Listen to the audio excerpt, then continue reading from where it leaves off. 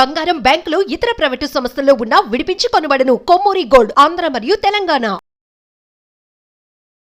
అందరికీ నమస్కారం. ఈనాటి కార్యక్రమంలో ఒక ముఖ్యమైనటువంటి ప్రాణాయామం గురించి మనం తెలుసుకోబోతున్నాం.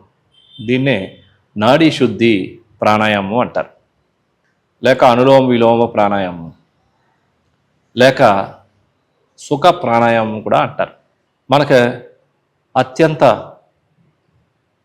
ముఖ్యమైనటువంటిది, జీవించడానికి అవసరమైనటువంటి శ్వాసక్రియ.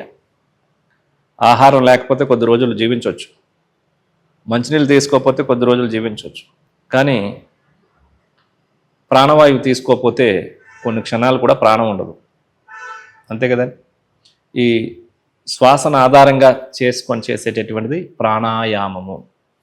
ప్రాణ ఆయామం అంటే ప్రాణశక్తిని, ఆయామం అంటే పెంచడం.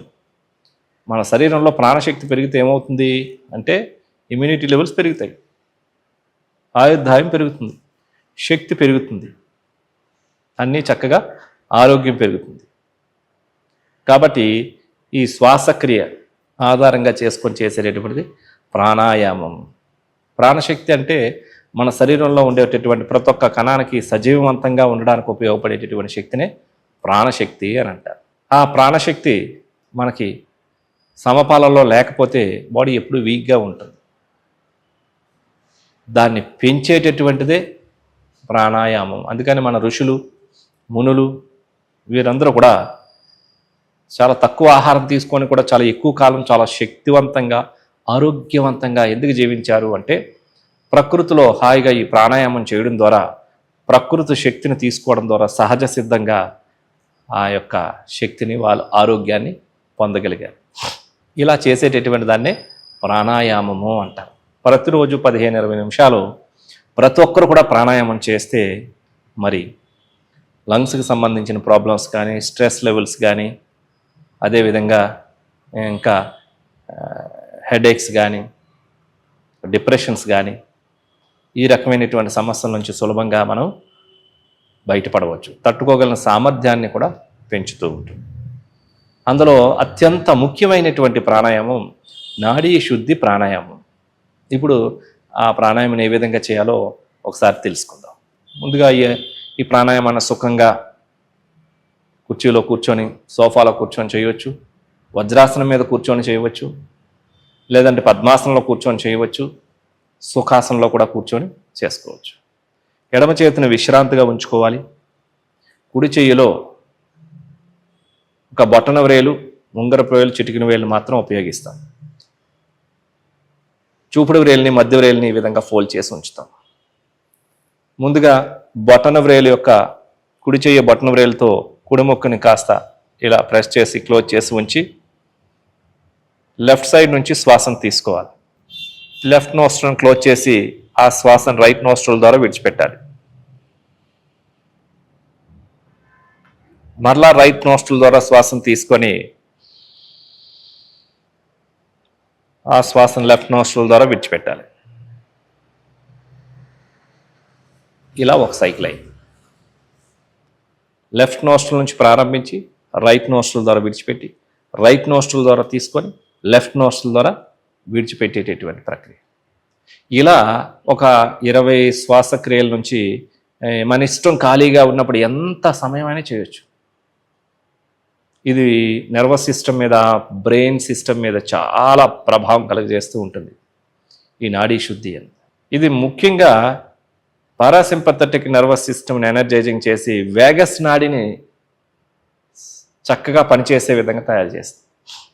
మనం ఏదైనా భయాందోళనకరమైనటువంటి చూసినా, విన్నా సంఘటనలు జరిగిన ముందు హార్ట్ బీట్ పెరిగిపోవడం, శ్వాసలు ఎక్కువగా తీసుకోవడం, ఒళ్ళంతా చల్లబడిపోవడం, ఒళ్ళు అదరడం, మైండ్ అంతా భయంగా ఉండడం, ఇవన్నీ కూడా సింపథెటిక్ నర్వస్ సిస్టమ్ ద్వారా జరుగుతూ ఉంటుంది.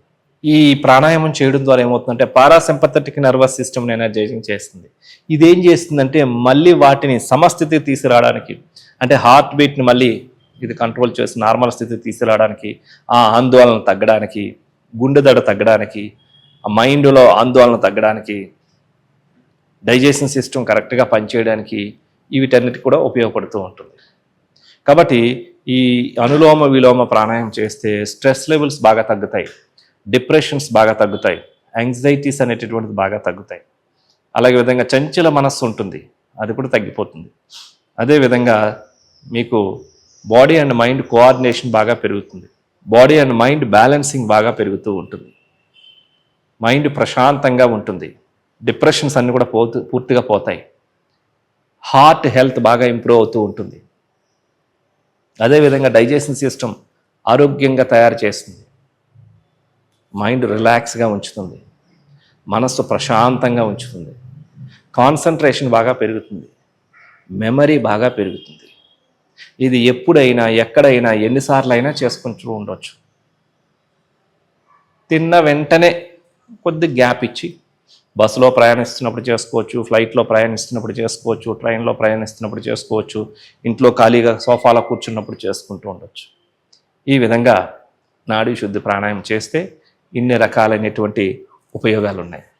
అదేవిధంగా నిద్ర బాగా పడుతుంది, ప్రశాంతంగా ఉంటుంది. అదేవిధంగా చిన్నపిల్లలకి మెమరీ బాగా పెరుగుతూ ఉంటుంది. ముఖ్యంగా స్ట్రెస్ లెవెల్స్ అవి ఉన్నటువంటి వాళ్ళు ఎక్కువగా చేస్తే చాలా మంచిది. హార్ట్ ప్రాబ్లమ్స్ ఉన్నవాళ్ళు, అదేవిధంగా స్ట్రెస్ లెవెల్స్ ఎక్కువగా ఉన్నటువంటి వాళ్ళు చేస్తే బాగా స్ట్రెస్ లెవెల్స్ తగ్గిపోయి మరి మైండ్ బ్యాలెన్సింగ్ అనేటటువంటిది బాగా పెరుగుతుంది. ఇంకొకసారి చేసి చూద్దాం.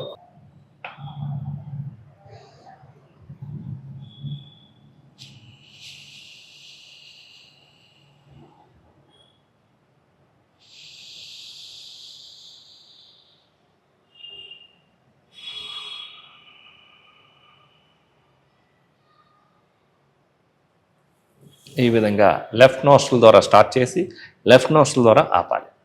ఇది మనస్సును మనోభావాలను శాంతపరుస్తుంది, మనస్సును ప్రశాంతంగా ఉంచుతుంది, కూల్ మైండ్తో ప్లజెంట్గా రిలాక్స్గా ఉంచుతుంది. సో మన మనస్సుని మన ఆధీనంలో ఉండే విధంగా చేస్తుంది. చూసారు కదండి, మరి ఈ నాడీ శుద్ధి ప్రాణాయామాన్ని అందరూ చేసి అందరూ ఆరోగ్యంగా ఉండాలని కోరుకుంటున్నాను. నమస్కారం.